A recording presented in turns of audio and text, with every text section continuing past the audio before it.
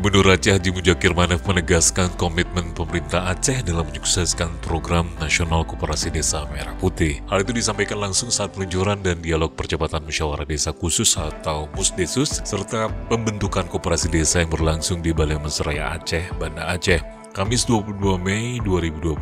Acara ini turut dihadiri Wakil Menteri Koperasi dan UKM RI Ferry Juliantono, serta Wakil Menteri Dalam Negeri Bima Arya.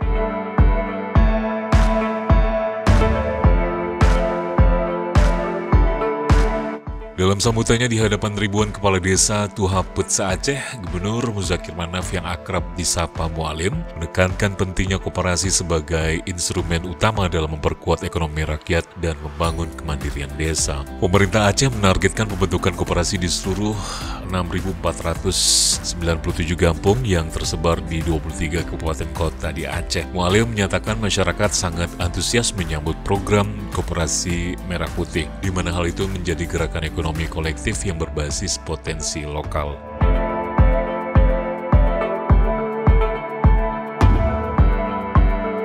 Untuk itu, ia mengajak seluruh jajaran pemerintah daerah untuk bergerak bersama menggali kekuatan sektor unggulan desa seperti pertanian, perikanan, dan pariwisata. Ia juga berharap agar dukungan pemerintah pusat tidak berhenti pada tahap pembentukan, tetapi juga meliputi pendampingan regulasi, pelatihan, akses permodalan, serta penguatan kelembagaan koperasi di desa.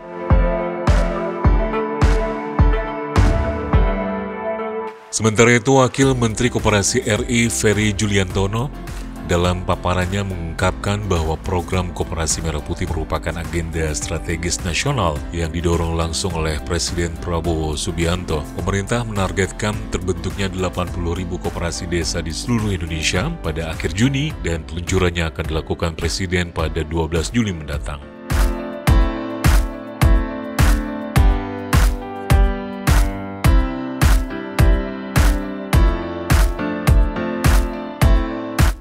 Sementara itu, Wakil Menteri Dalam Negeri Bima Arya menegaskan bahwa Presiden Prabowo menaruh perhatian besar pada program ini sebagai bagian dari visi pemerataan ekonomi. Ia meminta seluruh kepala daerah dan camat memfasilitasi proses Musdesus serta pengesahan badan hukum koperasi.